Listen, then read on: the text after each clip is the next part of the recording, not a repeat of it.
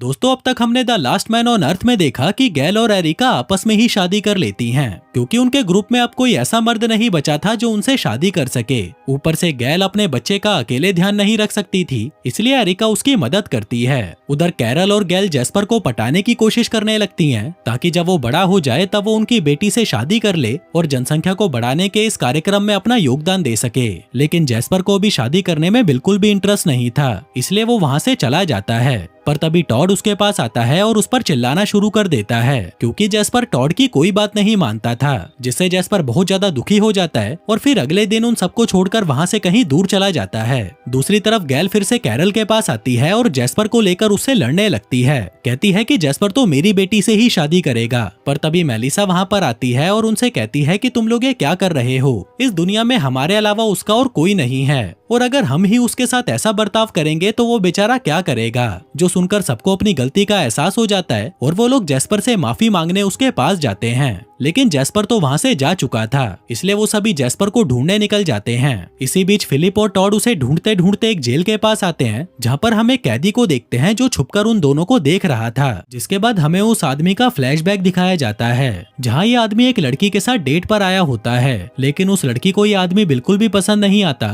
तो वह उठकर वहाँ से चली जाती है। जिसके बाद वो आदमी भी अपने घर आ जाता है। वो अपना फ्रिज खोलता है तो उसके अंदर एक डेड बॉडी पड़ी होती है, मतलब कि वो एक सीरियल किलर था। जिसके बाद वो अपना खाना बनाता है और फिर अपने कुत्ते को बाहर वॉक पर ले जाता है। लेकिन जब वो घर वापस आता है तो देखता है कि उसके घर के बाहर पुलिस आई होती है, इसलिए वो जल्दी से अपनी कार में बैठकर उस शहर को छोड़कर भागने लगता है। लेकिन तभी रास्ते में उसकी गाड़ी खराब हो जाती है, इसलिए वो किसी से लिफ्ट मांगने लगता है। फिर जब एक आदमी उसकी मदद करता है तो ये उसे भी मार देता है और उसकी गाड़ी को लेकर वहाँ से भाग जाता है। वो वहाँ से सीधा मैक्सिको आ जाता है, जहाँ पर वो एक पेंटर की सारी पेंटिंग्स खरीद लेता है, ताकि सबको ऐसा लगे कि वो भी एक पेंटर है। आगे जब वो एक आदमी की पेंटिंग बना रहा था, तभी अचानक वो कुछ लेने के लिए अपने रूम के अंदर चला जाता है। वहीं जो आदमी अपनी पेंटिंग बनवाने आया था, वो पानी पीने के लिए जैसे ही उसका फ्रिज खोलता है तो उसे फ्रिज के अंदर इंसानों के शरीर के कटे हुए टुकड़े मिलते हैं, जिन्हें देखकर उस आदमी की फट जाती है और वो वहाँ से भाग जाता है। उधर ये भी उस आदमी को देखकर वहाँ से भाग जाता है और एक होटल में जाकर छुप जाता है,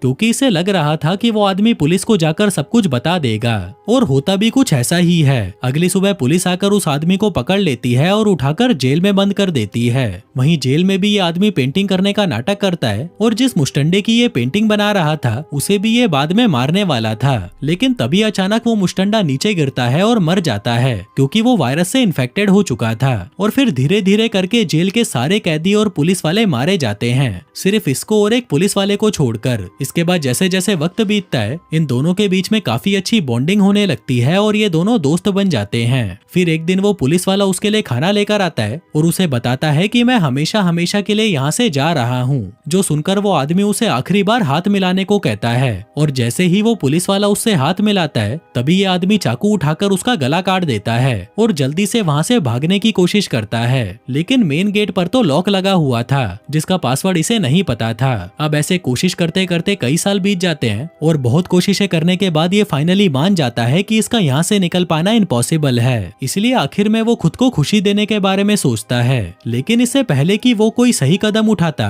तभी उसे किसी गाड़ी के हॉर्न की आवाज सुनाई देती है, जो कोई और नहीं फिलिप और टॉड होते हैं। उधर जब फिलिप और टॉड जेस्पर को ढूंढने के लिए जैसे ही जेल के अंदर आते हैं, तो उन्हें ये आदमी उनके सामने खड़ा हुआ मिलता है। फिलिप पूछता है कि तुम कौन हो? वो कहता है कि मेरा नाम काल है और मैं पिछले 2 सालों से यहाँ पर फंसा हुआ हूँ। जिसे देखकर टॉड और फिलिप खुश हो जाते हैं और उसे उठाकर अपने घर ले आते हैं। वहीं कैरल, एरिका और गैल उन दोनों को वहाँ देखकर समझती हैं कि शायद उन्हें जेस्पर मिल गया होगा। लेकिन जैसे ही वो काल को देखती हैं तो वो डर जाती हैं और तभी फिलिप उस पर गोलियां चलाकर उसे टपका देता है। लेकिन बाद में उन्हें पता चलता है कि वो गोलियां तो नकली थीं और फिलिप और काल उनके साथ मजाक कर रहे थे। जिसके बाद काल सबको अपना नाम बताता है। आगे जब सभी साथ में बैठे थे, तभी फिलिप काल से पूछता है कि तुम जेल में अकेले कैसे रह गए, जिस पर काल सबको झूठी कहानी सुनाने लगता है। कहता है कि मैं जेल के अंदर एक सिक्योरिटी गार्ड था और जब ये वायरस फैला तो मुझे छोड़कर बाकी सभी लोग मारे गए। हालांकि जेल की सारी चाबियां मेरे पास ही थीं, लेकिन जो जेल का मेन डोर था वो पासवर्ड से खुलता था और वो पासवर्ड मैं भूल गया था। जिसके बाद वो बताता है कि मैं एक पेंटर भी हूँ और मैं मैक्सिको में पेंटिंग बनाया करता था।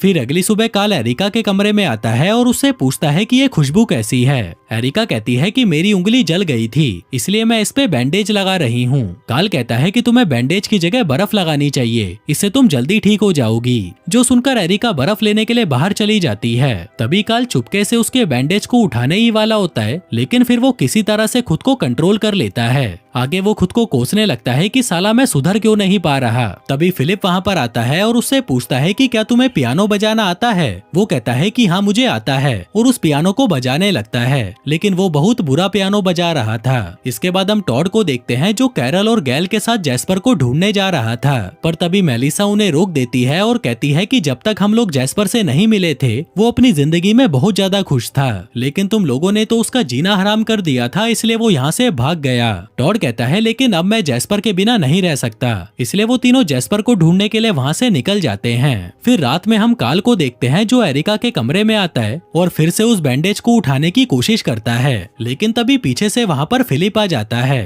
काल फिलिप को देखकर कहता है कि मैं तो डस्टबिन से कचरा फेंकने जा रहा था। फिलिप कहता है कि जब से तुम यहाँ पर आए हो तब से उल्टी सीधी हरकतें कर रहे हो, बेटा ध्यान रखना मेरी नजर तुम पर ही है। काल कहता है कि यार मैं 6 सालों से जेल में बंद था। फिलिप कहता है लेकिन वायरस को फैले हुए तो सिर्फ 3 साल ही हुए हैं। जो सुनकर काल घबरा जाता है और वहाँ से चला जाता है। तभी उसके जाते ही फिलिप अपनी डायरी में कुछ नोट करने लगता है, जिसके बाद वो अपने दोस्तों के पास जाता है और उन्हें बताता है कि मैंने अभी काल को एरिका के कचरे को उठाते हुए देखा, जो मुझे कुछ अजीब लगा। ऊपर से वो बोल रहा था कि वो 6 सालों से जेल में था, जबकि वायरस को तो फैले सिर्फ 3 साल ही हुए हैं। तभी एरिका कहती है कि तुम कुछ ज्यादा ही सोच रहे हो, काल एक बहुत अच्छा इंसान है, इसलिए हमें उस पर शक नहीं करना चाहिए, जिस बात से कैरल भी सहमत थी। इसके बाद हम मेलिसा को देखते हैं जो कुछ खाना लेकर उसे सड़क के बीचों बीच रख देती है और वहाँ से चली जाती है। जिसके बाद वहाँ जैस्पर आता है और उस खाने को लेकर चला जाता है। दूसरी तरफ फिलिप काल के पास बैठा होता है और उसके साथ कुछ देर तक बातें करने के बाद वो उठकर वहाँ से चला जाता है। जिसके बाद वो छुपकर उसे देखने लगता है। वो देखता है कि काल मेलिसा के बैंडेज को चाय में डुबाकर चूस रहा था। इसके बाद फिलिप भी बहुत सारे बैंडेज लेकर टॉड के पास आता है और उसके सामने बैठकर वो उन्हें चाय में डुबोकर चूसने लगता है। फिर वो टॉड से पूछता है कि क्या तुम्हें ये अजीब लगा, जिस पर टॉड कहता है कि हाँ भाई ये बहुत अजीब था। फिलिप कहता है कि मैंने अभी अभी काल को ऐसा ही करते हुए देखा। उधर हम एरिका और काल को देखते हैं जहाँ पर काल एरिका की पेंटिंग बना रहा था।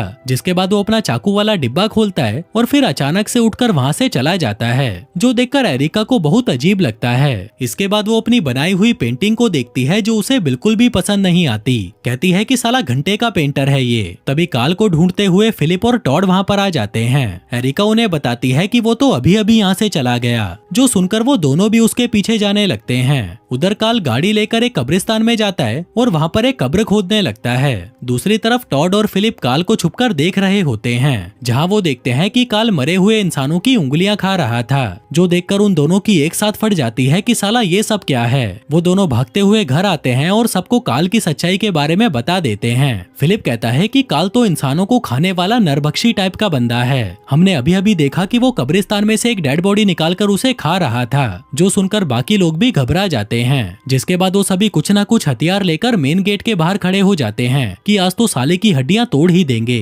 तभी वहाँ पर काल आता है तो फिलिप उससे पूछता है कि तुम कब्रिस्तान में क्या करने गए थे और झूठ मत बोलना क्योंकि मैंने तुम्हें देख लिया था। काल कहता है कि मैं इंसान का मांस खाने गया था क्योंकि मैं एक कैनिबल हूँ। मुझे पता है कि तुम्हारे मन में बहुत सारे सवाल होंगे, लेकिन उन सवालों के जवाब मैं कल दूंगा। जो कहकर वो सोने चला जाता है। लेकिन बाकी के लोगों को कहाँ नींद आने वाली थी। उन्हें तो लग रहा था कि कहीं ये हमें नींद में ही मारकर खा ना जाए, इसलिए वो काल के हाथ पैरों को बांधकर उसे एक जगह पर बिठा देते हैं और कहते हैं कि चला बता सब कुछ। काल कहता है कि देखो दोस्तों, मैं तुम सभी को मारना चाहता था। मेलिसा पूछती है कि फिर तुमने हमें मारा क्यों नहीं। वो कहता है क्योंकि अब मैं बदल चुका हूँ और मैं एक अच्छा इंसान बनना चाहता हूँ। जो सुनकर सभी बाहर जाकर डिस्कस करने लगते हैं कि अब उन्हें काल के साथ क्या करना चाहिए। मेलिसा कहती है कि मेरी मानो तो हमें काल को वापस उसी जेल में छोड़ आना चाहिए, जो बात बाकी सबको भी ठीक लगती है। इसलिए अगली सुबह टॉड और फिलिप काल को वापस उसी जेल में ले जाकर बंद कर देते हैं। इसके बाद हम मेलिसा को देखते हैं जो टॉड से कहती है कि मुझे घर का कुछ सामान लेने सुपरमार्केट जाना है, लेकिन वो तो वहाँ से सीधा जैस्पर से मिलने जाती है और उसे कहती है कि टॉड तुम्हें बहुत मिस कर रहा है, अगर तुम चाहो तो वापस हमारे साथ आकर रह सकते हो, कोई भी तुम्हें परेशान नहीं करेगा। लेकिन जैस्पर उस घर में रहने से मना कर देता है। दूसरी तरफ हम टॉड को देखते हैं जो कि जैस्पर को ढूंढने जा रहा था,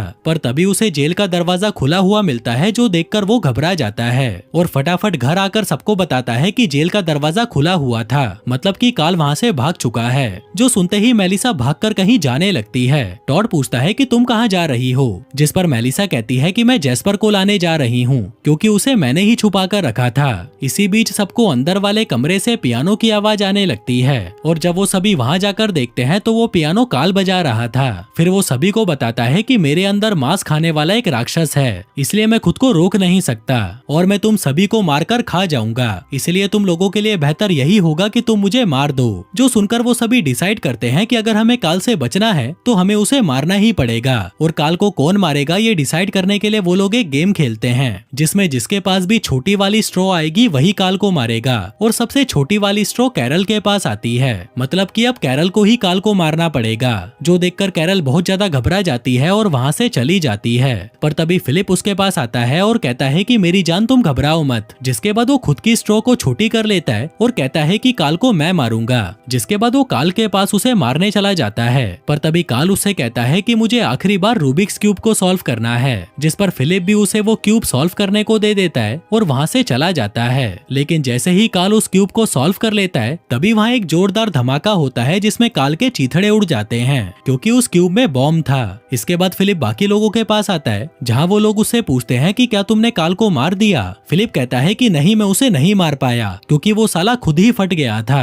जिसके बाद वो सभी उसका फ्यूनरल करने लगते हैं, जहाँ कैरल काल से कहती है कि मुझे तुम्हारे मरने का बहुत दुख है, हालांकि तुम मेरे बच्चों को खाना चाहते थे लेकिन फिर भी मुझे दुख है। तभी एरिका फिलिप की तारीफ करने लगती है और कहती है कि सिर्फ तुम्हारी वजह से ही हम लोग आज जिंदा हैं। वहीं फिलिप के हाथ में हम कुछ पेपर्स देखते हैं जिसमें उसने अपनी तारीफ लिखी हुई थी, जो वह उन सभी को पढ़ के सुनाने भी वाला था, लेकिन अब एरिका ने उसकी तारीफ कर दी थी तो इस सब का कोई मतलब नहीं था। फिर रात में फिलिप कैरल के पास आता है और उसे कहता है कि तुमने देखा आज एरिका मेरी कैसे तारीफ कर रही थी, मुझे तो विश्वास ही नहीं हो रहा। वहीं दूसरी तरफ हम टॉड को देखते हैं जो बाहर बिस्तर लगा रहा था। तभी मेलिसा उसके पास आती है और कहती है कि तुम्हें बाहर नहीं सोना चाहिए, जिस पर टॉड कहता है कि ये बिस्तर मेरे लिए नहीं बल्कि तुम्हारे लिए है, मैंने इसे झूठे और मक्कार लोगों के लिए बनाया है। तभी मेलिसा उससे माफी मांगती है और बताती है कि मैंने जैस्पर से वादा किया था कि मैं उसके बारे में किसी को नहीं बताऊंगी। टॉड कहता है कि तुम्हें मेरा बिल्कुल भी ख्याल नहीं आया, मैं पूरे दिन उसके बारे में सोच कर परेशान रहता था और तुमने मुझसे ये बात छुपाकर बहुत गलत किया। चलो छोड़ो ये सब और बताओ कि वो कहाँ पर है। लेकिन मेलिसा अभी भी उसे कुछ नहीं बताती, जिसके बाद टॉड गुस्से में वहाँ से चला जाता है। फिर अगली सुबह हम फिलिप को देखते हैं जो कि फ्लोर की सफाई कर रहा था। तभी वहाँ पर कैरल, गैल और एरिका आती हैं, जिनसे फिलिप काफी अच्छे से बात करता है। जो बात उन लोगों को काफी अजीब लगती है कि इसे अचानक क्या हो गया। दूसरी तरफ जब मेलिसा जैस्पर के लिए खाना पैक कर रही थी तभी वहाँ पर टॉड आता है और उसे भी अपने साथ ले जाने को कहता है, लेकिन मेलिसा टॉड को अपने साथ ले जाने से मना कर देती है। वहीं बाहर फिलिप बहुत सारे डायपर्स को गुब्बारों के साथ बांधकर उड़ा रहा था, पर तभी वहाँ पर मेलिसा आती है, जिससे फिलिप बहुत ही अच्छे से बात करता है। जो बात मेलिसा को भी अजीब लगती है कि आज इसे क्या हो गया। उधर मेलिसा जैस्पर के लिए खाना लेकर जाती है, जहाँ पर टॉड भी छुपकर उसके साथ आया था। इसके बाद वो जल्दी से झाड़ियों में छुप जाता है और जैस्पर को देखने लगता है। वो देखता है कि मेलिसा और जैस्पर साथ में बहुत खुश हैं। इधर घर में हम फिलिप को देखते हैं जो सूट पहनकर एरिका के पास आता है और उसे वाइन दिखाकर कहता है कि मैं आज बहुत खुश हूँ क्योंकि किसी ने आज मेरी बहुत तारीफ की है। जिसके बाद वो दोनों साथ में वाइन पीने लगते लगते हैं। उधर मेलिसा जब वापस कार के अंदर जाने लगती है तभी उसे वहाँ टॉड दिखाई देता है। मेलिसा उससे पूछती है कि तुम यहाँ पर क्या कर रहे हो। टॉड कहता है कि तुम सही बोल रही थी, जेस्पर हमारे साथ खुश नहीं था, इसलिए तुम ही उसका ख्याल रखो।